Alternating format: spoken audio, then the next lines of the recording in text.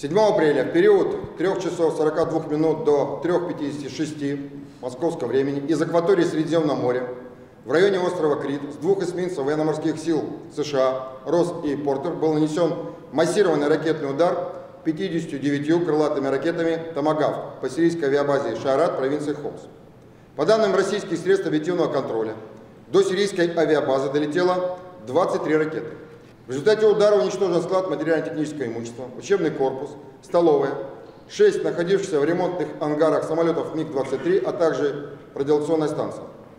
Взлетная полоса, рулежные дорожки и самолеты сирийских военно-воздушных сил на стоянках не повреждены. По информации командования сирийской авиабазы, 2 сирийских военнослужащих пропали без вести, а также 4 погибло и еще 6 военнослужащих получили ожоговые ранения в ходе тушения пожара. Таким образом, боевая эффективность американского массированного ракетного удара по сирийской авиабазе крайне низка.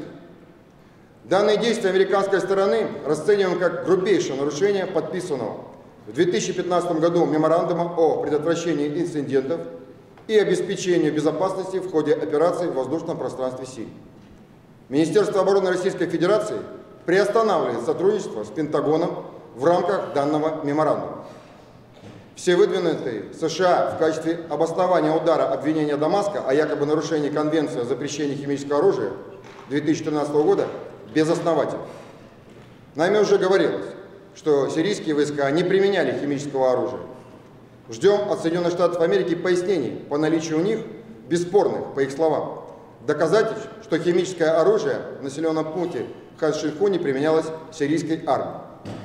Хочу напомнить, что с 2013 года по 2016 сирийское правительство полностью выполнило все мероприятия по ликвидации имеющегося химического оружия, средств его доставки и всей производственной базы.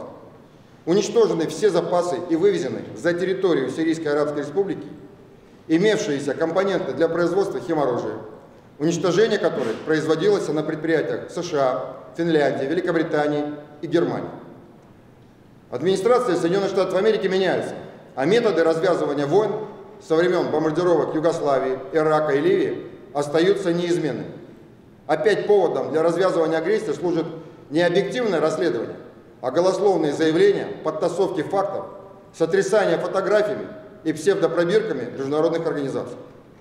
Обращаю ваше внимание, что сразу после нанесения массированного ракетного удара по сирийской авиабазе началось широкомасштабное наступление бандформирований ИГИЛ и Джабхат ан-Нусра на позиции сирийских войск.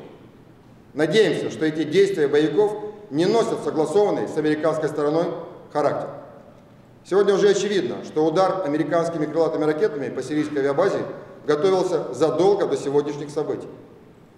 Для подготовки такого удара необходимо провести большой комплекс мероприятий по разведке, планированию, подготовке полетных заданий и приведению ракет в полную готовность к пуску. Для любого специалиста понятно, что решение по нанесению ракетного удара по Сирии было принято в Вашингтоне задолго до событий в населенном пункте Хан-Шейхун, послуживших только формальным поводом, а демонстрация военной силы продиктована исключительно внутриполитическими причинами.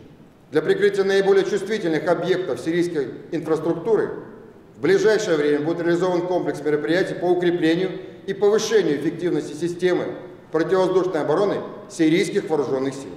Перед вами видеокадры сирийской авиабазы Шайрат, сделанные российскими беспилотными средствами сразу после нанесения удара американскими крылатыми ракетами. На видео зафиксировано реальные результаты массированного ракетного удара с кораблей военно-морских США. Вы видите, что взлетная полоса, рулежные дорожки не имеют никаких повреждений от ударов крылатых ракет. Стоянки самолетов также не имеют никаких повреждений, как сами самолеты.